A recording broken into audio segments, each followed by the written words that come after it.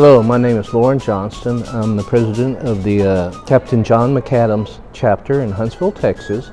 My Patriot ancestor is Israel McBee. Israel McBee was born about 1750 and he died 1854. I know this because a whole lot of people didn't believe he lived 104 years. So it was, at first I thought I had a son or something, but he truly lived 104 years in those days.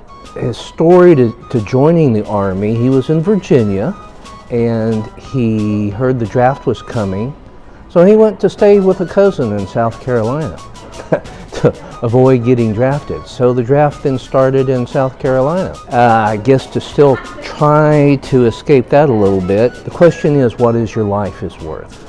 Your life, in his case, is worth $75. He took $75 to go in someone else's place. He was not drafted, but he had a fairly affluent person gave him $75 to go in his place. So that's what your life was worth, was $75. So he got in the Army and private, and they said, does anybody know how to operate a wagon?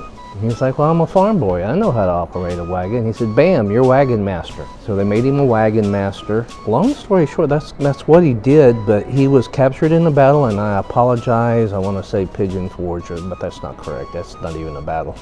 But the point is, they were escaping the battle, and who's the people in the back of the line? Well, that's the wagon. So he spent his second year of a 2-year term as a POW under the British. And when he didn't have someone, you got to be a member in good standing, he had no exit papers.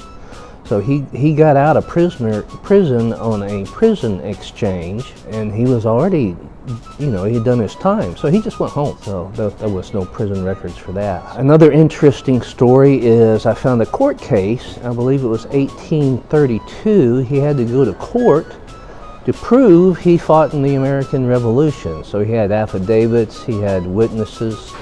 He was trying to get a pension and the land. Well, he got the pension. He did not get the land because he was not the one drafted. The rich man who he went in his place got the league of land.